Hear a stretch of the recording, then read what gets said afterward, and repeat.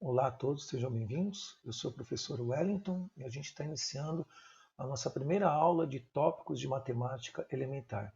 Esse é um curso básico de matemática voltado a alunos principalmente do ensino médio ou alunos que já ingressaram no ensino superior, mas que querem fazer revisão no pré-cálculo, né? São aquelas aulas que antecedem as aulas de cálculo diferencial integral. Sejam todos bem-vindos. Essa é a nossa aula 1, é a nossa aula inaugural, onde a gente vai começar a estudar a parte de conjuntos numéricos e a parte de operações básicas. Vamos lá? Inicialmente, a gente vai definir um pouquinho o que é um conjunto, né? Então, existe toda uma teoria na matemática chamada teoria dos conjuntos, mas aqui a gente vai apresentar apenas uma pequena ideia do que é essa teoria. Um conjunto nada mais é do que uma coleção, uma coletânea de elementos, e no interior desse conjunto, ou seja, essa coleção, ela é formada por elementos. Portanto, o elemento ele é parte de um conjunto. Aqui eu vou apresentar para vocês dois exemplos de um conjunto e os seus elementos. Aqui a gente tem um conjunto, que é o conjunto formado pelo padrão RGB, que é muito utilizado na parte de cores. Esse padrão RGB recebe esse nome porque ele é formado por três cores: red, green e blue. Red, vermelho; green, verde; e blue, azul. Perceber que com esse padrão, ou seja, esse conjunto aqui, a gente, a partir da composição, a partir da mistura dessas cores, né, cores de luz no caso, a gente consegue formar outras cores, incluindo o branco. Então, esse conjunto ele é formado por três elementos. Mas nós temos conjuntos maiores, como, por exemplo, o conjunto formado pelos planetas que compõem o Sistema Solar. Então, o Sistema Solar ele tem 8 planetas atualmente aceitos, né? Que é o planeta Mercúrio, Vênus, Terra, Marte, Júpiter, Saturno, Urano e Netuno. Então, aqui são dois exemplos muito diferentes de conjuntos. Um conjunto formado por cores, um outro conjunto formado por planetas. Mas a gente pode pensar em inúmeras outras situações de conjuntos. Conjunto formado pelas vogais do alfabeto. Então, A, E, I, O, U. E assim sucessivamente. Tudo bem?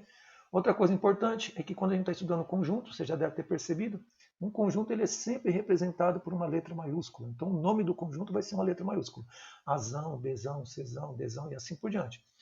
O elemento que está dentro desse conjunto, a gente vai representar por uma letra minúscula. Então, Azinho, Bzinho, Czinho, Dzinho. Tá? Então, essa é uma linguagem própria, é a simbologia que a gente usa na teoria dos conjuntos. Então, uma maneira de a gente visualizar isso facilmente é fazendo o diagrama de Venn, né? Ou Euler-Venn.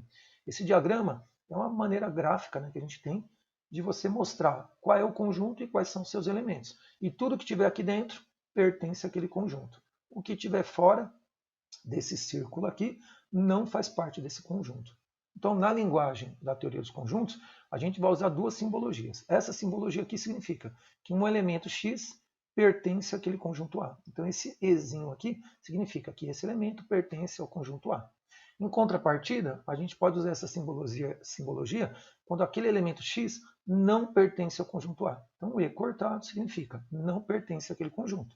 No caso aqui, quando a gente vê essa situação aqui, para esse conjunto A, eu tenho apenas três elementos. E a gente representa isso dessa maneira. Então, o conjunto A ele é composto de três elementos. A gente começa aqui abrindo uma chave, fecha a chave e separa os elementos por vírgula. Então, esse conjunto A ele é composto de três elementos.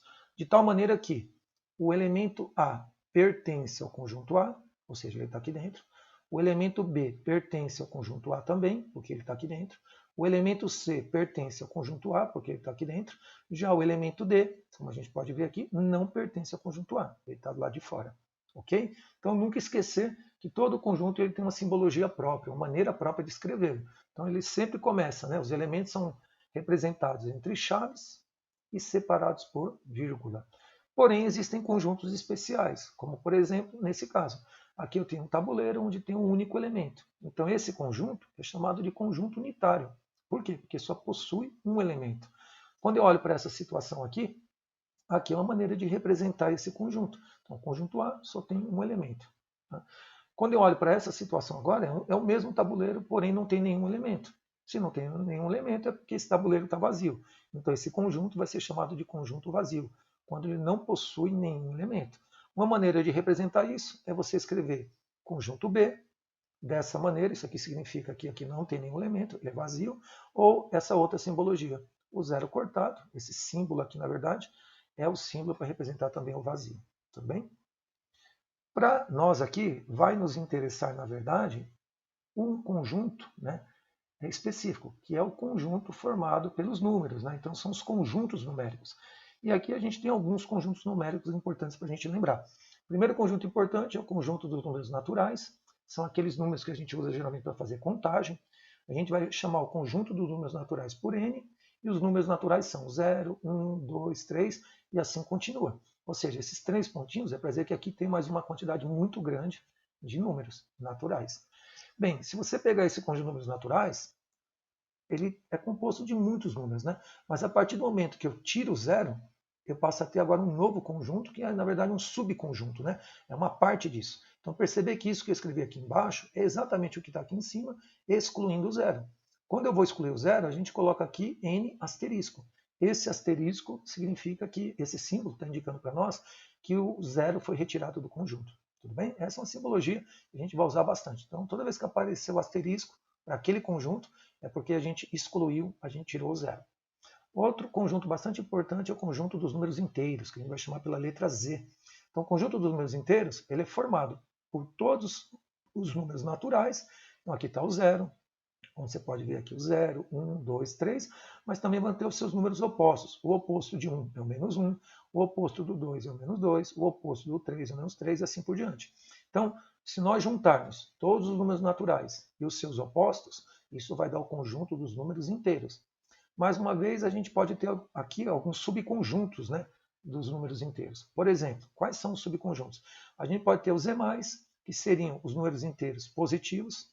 Quando eu pego isso daqui, percebe que eu só peguei essa parte aqui, então o z mais é exatamente igual ao conjunto dos números naturais, ou eu posso dizer que os números naturais pertencem, né, ao conjunto dos números inteiros, positivos. O z menos é exatamente o conjunto dos números inteiros, pegando a parte negativa, então menos 1, menos 2, menos 3. E se a gente colocar aqui o z asterisco, é exatamente esse conjunto aqui, excluindo o zero. Então, é exatamente o conjunto dos números inteiros, porém o asterisco significa que eu excluí o zero. Outro conjunto bastante importante é o conjunto dos números racionais. Os números racionais são aqueles que podem ser escritos na forma de uma fração, né? Então, quando eu pego aqui um número A, esse número A pertence ao conjunto dos números inteiros, então é um número inteiro. O B também pertence ao conjunto dos números inteiros, porém o B, que é o denominador, ele tem que ser diferente de zero. Então a gente dá nomes, né, para esse A, para esse B. A dividido por B é uma fração, porém o número de cima, que é o A, é chamado de numerador, enquanto que o número B de baixo é chamado de denominador, e o B nunca pode ser zero, porque não existe divisão por zero na matemática. Bem, os números racionais, portanto, eles podem ser escritos sempre na forma de fração. Mas se eu dividir o numerador pelo denominador, eu chego na sua forma decimal. E muitas vezes essa decimal, essa forma decimal, ela é exata. Exemplos. Se eu pego 3 dividido por 1, dá 3. Se eu pego 1 dividido por 2, é meio, 0,5. Se eu pego 1 dividido por 20, dá 0,05. Então, perceber que esse meio, esse 0,05, né, aqui seriam 5 décimos, 5 centésimos. Aqui, 27 dividido por 1000 vai dar 0,027, ou seja, 27 milésimos. Então, essas formas aqui são as formas decimal, tá? A gente está usando para representar essas frações. E cada fração aqui é um número racional, porque está escrito nesse padrão, nesse formato. Existem números racionais que não são exatos, eles formam dízimas, né? Então, se eu pego, por exemplo, 1 dividido por 3, vai dar 0,333 e assim por diante. Se eu pego 2 dividido por 7, vai dar uma quantidade aqui muito grande de casas, né? Porém, a gente percebe que nesse caso, a gente tem aqui um número se repetindo. Aqui o número que se repete é o 3. Então, em vez de ficar representando esse monte de 3 aqui, depois da vírgula, a gente pode pegar aqui apenas um 3, colocar uma barrinha em cima, e esse 3 é o chamado período. Período é aquilo que se repete na dízima. Então, isso aqui é uma dízima periódica.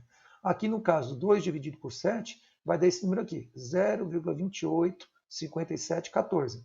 Depois, repete tudo de novo, 28, 57, 14. Então, esse número aqui, esse número 28, 57, 14, é o chamado período da dízima. É aquela parte que fica se repetindo, tá bom? E se eu dividir 11 dividido por 6, vai dar 1,8333 e assim por diante. Então, mais uma vez aqui, a partir da segunda casa decimal, o 3 é aquilo que repete. Então, eu posso, em vez de colocar esse monte de 3 aqui, aí a gente pode pegar apenas um deles, colocar uma barrinha em cima, e esse 3 é o período. No caso aqui, o período dessa dízima é tudo isso aqui, tudo bem? Outra coisa importante é que todo número racional ele é uma fração que pode virar um número decimal. Mas eu também posso pegar o número decimal e voltar para a forma fracionária. Ou seja, quando eu escrevo 0,1, 0,1 é 1 dividido por 10, é 1/10. Então, isso é um número decimal, a representação decimal, essa é a representação fracionária. Ou seja, um número inteiro dividido por outro. Tudo bem? Um número inteiro dividido pelo outro significa que isso aqui é um número racional. 0,25 é a mesma coisa que 25 dividido por 100. Se eu dividir esse por esse, dá 0,25. Então, aqui são 25 centésimos. Aqui é 1/10. Mas essa maneira aqui é a nossa forma fracionária. Isso aqui é a forma decimal, de representar um número racional. 0,653, isso equivale a 653 dividido por 1000. Portanto, aqui são 653 milésimos. Né? Então, essa é a forma fracionária, essa é a forma decimal. Outra coisa importante é que para certas frações, ou seja, para certas dízimas, a gente consegue determinar como é que é a fração que deu origem àquela dízima. Então, no caso aqui, se eu te desse essa dízima periódica, 0,777, assim por diante. Então, perceber que o 7 é o período, aquele número que se repete. Qual seria a fração? Ou seja, qual é o número que dividido por outro vai dar exatamente essa dízima? Para a gente descobrir isso, é um método fácil. Vamos chamar esse número aqui, que foi dado, que é a dízima de x. Então, aqui x é igual a isso. Como aqui se repete a partir da primeira casa decimal, vamos multiplicar isso aqui por 10. Então, era x, eu vou multiplicar aqui por 10, vai ficar 10x. Se eu multipliquei um lado por 10, para a igualdade permanecer, aqui o outro lado tem que multiplicar por 10 também. Então, eu peguei esse lado, multipliquei por 10, deu 10x. Se eu multiplicar isso aqui por 10, vai ficar 7,777. Então, peguei isso aqui, multipliquei por 10, deu isso. Agora, basta subtrair cada lado da equação. Vamos fazer 10x menos x, está aqui.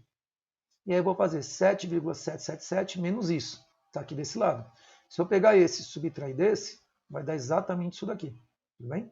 Então, 10x menos x vai dar 9x. Aí o 9 que está multiplicando passa dividindo, e aqui está o 7. Então, ficou 7 sobre 9.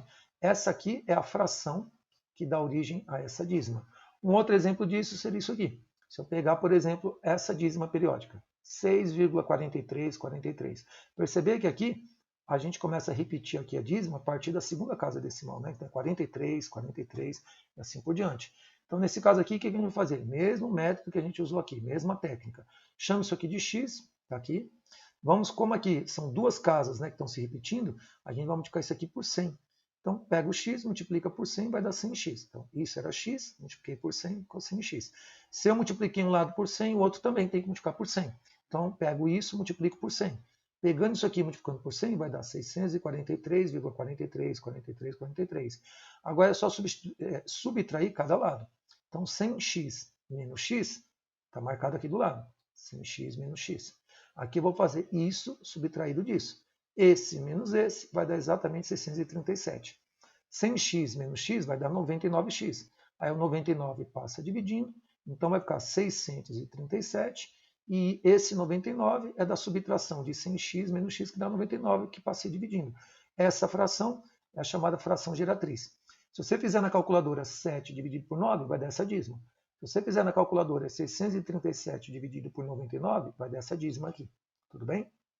Outra coisa importante, então, é que a gente tem o conjunto dos números naturais, a gente tem o conjunto dos números inteiros e a gente tem o conjunto dos números racionais. Então, você percebe que os números racionais, eles compreendem todos esses números, né? Se eu juntar os naturais com todos os inteiros, uma vez que os naturais já fazem parte dos inteiros, a partir do momento que eu pego esses inteiros e escrevo nesse formato, eu vou ter um conjunto chamado conjunto dos números racionais. Então, esse conjunto aqui é um conjunto mais amplo, né? Porque ele contempla todos os inteiros e todos os naturais. Agora, existem também os irracionais, que a gente vai chamar de Q'. Né? O Q é o conjunto dos números racionais, o Q' é o conjunto dos números irracionais. O que seriam números irracionais? Aqueles que não são possíveis de você escrever nessa forma de fração. A gente não consegue encontrar um número que, dividido pelo outro, dê esse número irracional. Quais são os números irracionais mais famosos? Raiz de 2, que é 1,41, 42, 136 e daí continua. Ou seja, isso aqui é uma dízima, porém não é periódica, porque ela não se repete. O π também é um número irracional. Por quê? Porque ele tem muitas casas depois da vírgula que não se repetem. E o valor do π aí aproximado é o 3,14, 15, 926.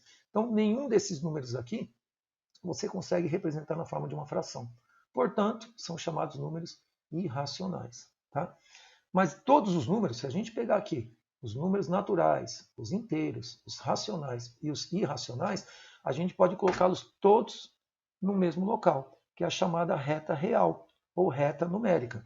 O que é uma reta numérica? É uma reta onde você vai ter aqui o zero, que é a nossa origem da reta, onde tudo começa. Do zero para cá os números são positivos e do zero para cá os números são negativos. E aqui você encontra todos os números que a gente discutiu até agora. Então você tem aqui os números naturais, 1, 2 e 3. Aqui você tem o menos 1, menos 2, menos 3, que são os números inteiros, negativos. Aqui você vai ter, por exemplo, 1,5. 1,5 é 3 dividido por 2, então é um número racional. Aqui você vai ter o 2,7, que é a mesma coisa que 27 dividido por 10, que também é um número racional. E aqui você tem os irracionais, raiz de 2, π, que são irracionais. Para o raiz de 2 eu vou ter o oposto dele, menos raiz de 2. Para o π eu vou ter o oposto dele, menos π. E assim por diante. Tudo bem? Então, um conjunto que mistura todos os números, naturais, inteiros, racionais e irracionais, é o chamado conjunto dos números reais. É o conjunto mais importante que a gente vai ter aqui ao longo das aulas. Tudo que a gente for fazer nas aulas seguintes é pensando sempre que a gente vai estar utilizando esse conjunto, chamado conjunto dos números reais, que nada mais é, a gente pode escrever desse jeito, um número real é um número x, tal que esse x ele pode ser racional ou irracional. Falando de uma outra maneira, os números reais, que a gente chama de R, eles são a união dos números racionais com os irracionais. Esse símbolo aqui significa união. Então, quando eu junto todos os números racionais com os irracionais, eu tenho um conjunto muito grande chamado de conjunto dos números reais. Então, isso aqui seriam os números reais.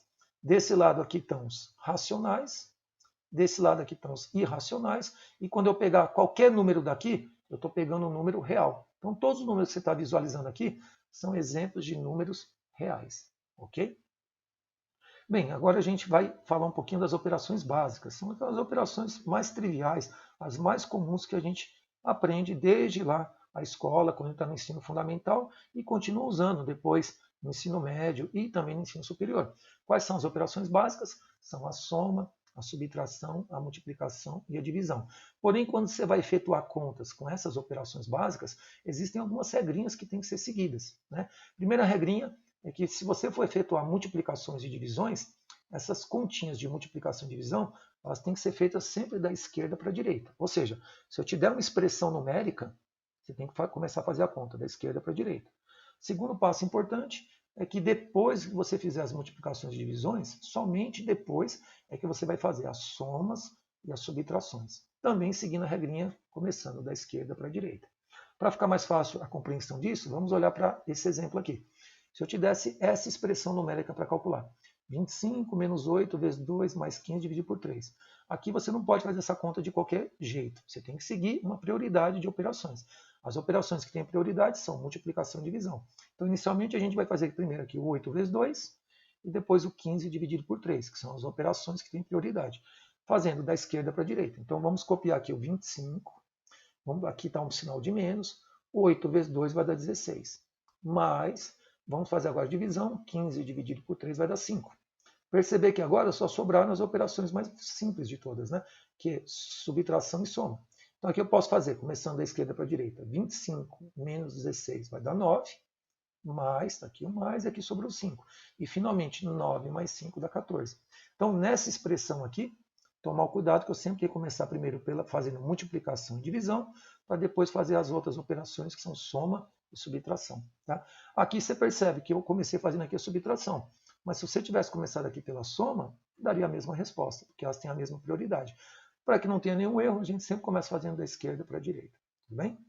Outro exemplo disso, para ficar um pouco mais claro, é que muitas vezes, se você quiser priorizar alguma operação, a gente coloca um parênteses. Então, se você quiser comunicar para alguém que você quer fazer primeiro aquela operação, então coloca a operação que você quer entre parênteses. Aí você tem que fazer sempre, em primeiro lugar, aquilo que estiver dentro do parênteses. Tá? Então, um exemplo disso está aqui.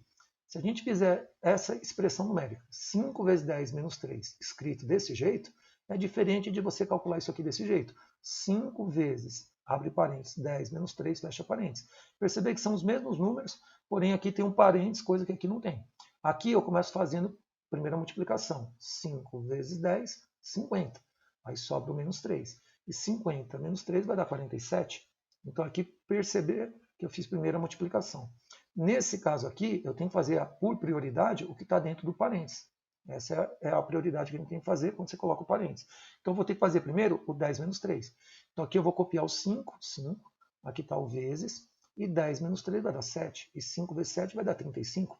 Você percebe que são os mesmos números, só que pelo fato de eu colocar aqui um parênteses, as respostas foram diferentes. Tudo bem? Um outro exemplo seria isso aqui. 100 dividido por, abre parênteses, 2 vezes 5. E aqui se nós fizéssemos 100 dividido por 2 vezes 5. Nesse caso aqui, eu tenho que fazer prioritariamente a primeira multiplicação, que é o que está dentro do parênteses. Então, eu vou copiar o 100. Aqui está o símbolo de divisão. 2 vezes 5 vai dar 10. E 100 dividido por 10 vai dar 10. Aqui, como não tem o parênteses, a gente começa fazendo a continha a partir da esquerda. Então, vou ter que fazer primeiro aqui a divisão. 100 dividido por 2 vai dar 50. Aí vai ficar vezes 5. 50 vezes 5 dá 250. Perceber que a mesma expressão que eu tenho aqui, ou seja, os mesmos números que eu tenho aqui, são os mesmos que eu tenho aqui, porém aqui deu uma resposta, aqui deu outra. Tá? Na calculadora, quando você for fazer isso, a calculadora vai entender que o parênteses é a prioridade que você tem que fazer. Tudo bem? Um outro exemplo, então, que a gente vai olhar aqui com bastante cuidado, é a questão quando você coloca, além do parênteses, você coloca, por exemplo, colchetes e chaves. Então, quando a gente vai fazer isso, o que a gente tem que priorizar? A gente tem que priorizar aquilo que tiver inicialmente dentro do parênteses. Depois você vai fazer aquilo que tiver dentro do colchetes e, por último, você vai resolver aquilo que sobrou nas chaves. Ou seja, a gente começa fazendo parênteses, depois colchete e, por último, a chave. Então, nesse exemplo aqui, se a gente tivesse essa expressão numérica, a gente começaria fazendo aqui primeiro o que está dentro do parênteses, que é o 20 menos 4, e depois a gente faria aqui o 9 menos 7, que é o que está dentro do parênteses. Portanto, ficaria assim. 5 vezes, está aqui 5 vezes, copia aqui o 3, 20 menos 4, 16. Está aqui o dividido, e 9 menos 2, 9 menos 7 vai dar 2. E aqui tem mais um 2, fechou aqui o colchete, mais 6, fechou a chave. Tá? Agora a gente vai resolver agora que eu eliminei o parênteses, vamos resolver o que está dentro aqui do colchete. Fazendo aqui primeiro a divisão, que é a prioridade da operação. Então 16 dividido por 2, a gente vai fazer aqui primeiro, vai dar 8, está aqui 8. Aqui mais 2, e eu copiei o resto igualzinho, 5 vezes, 3 vezes, e aqui está mais 6. Então 16 dividido por 2 deu 8.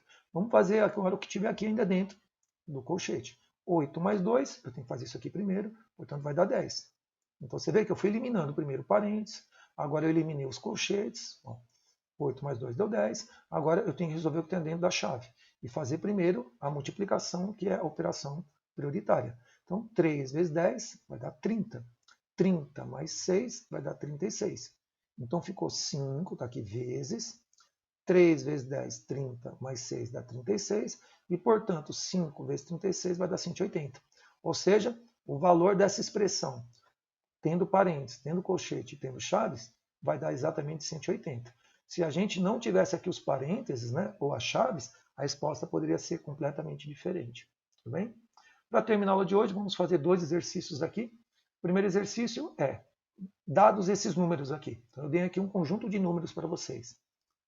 A gente tem que separar eles em números naturais, quais são os naturais, quais são os inteiros, quais são os racionais e quais são os irracionais. Bem, os naturais são aqueles que a gente usa na contagem. Então, é o 10.000, é o 0, e o raiz de 4, porque raiz de 4 é 2. 2 é um número natural. Então, de todos esses números aqui, esses são naturais. Quais são os inteiros? Né? Então, aqui na letra B eu quero os inteiros. Então, os inteiros podem ser todos os naturais que estão aqui, incluindo também a parte negativa, né? Os seus opostos. Então, aqui vai ficar o oposto de raiz de 2, que é 2 positivo, é o menos 2. O menos 2 é um número inteiro, negativo. O 10.000 também é um número inteiro, o 0 também, e o raiz de 4 também é um número inteiro, tá? Positivo. Agora eu quero os números racionais. Racionais são aqueles que podem ser escritos na forma de uma fração. Então aqui eu vou ter o 5,3, é um número inteiro, porque 5,3 pode ser 53 dividido por 10. O menos 2 também é um número racional, porque ele pode ser escrito como menos 2 dividido por 1, que vai dar menos 2. O 10.000 pode ser 10.000 dividido por 1, né? Então também é um número racional. 632 sobre 75 também já é um número racional, porque aqui é um número inteiro aqui também. 0 também é um número racional. Menos 8,75 é um número racional, porque a gente pode escrever isso aqui como sendo menos 875 dividido por 100. Se eu pego menos 875 dividido por 100, dá esse número decimal aqui. Raiz de 4, que é 2, também é um número racional, que também pode ser escrito como raiz de 4 dividido por 1. Né? E 125,666 é uma dízima periódica. Então, uma dízima periódica, toda dízima periódica pode ser escrita também na forma de uma fração. Portanto, também é um número racional. O que sobrou, portanto, é um número irracional. Então, raiz de 5 é um número irracional. Não dá para escrever na forma de uma fração. Não tem nenhum número que dividido pelo outro vai dar raiz de 5. Né? E raiz de 2 sobre 3 também é um número irracional. Então, esse exercício foi só para diferenciar o que era natural, de inteiro, de racional e de irracional. Ok? O exercício 2 é para a gente pegar cada um desses números decimais e representar na forma fracionária.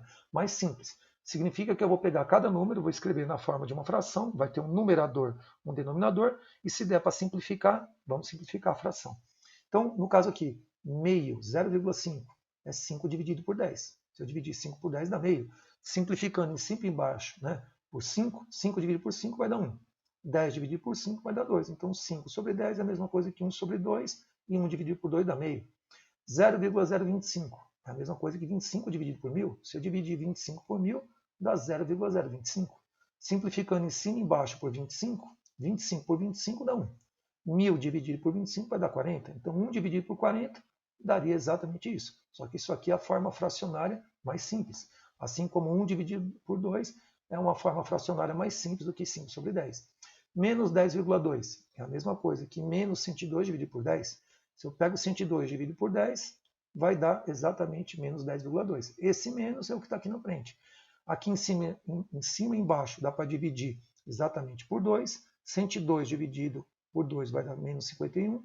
E 10 dividido por 2 vai dar 5. Então, essa fração, se eu dividir esse por esse, vai dar isso aqui. 0,33 é a mesma coisa que 1/3.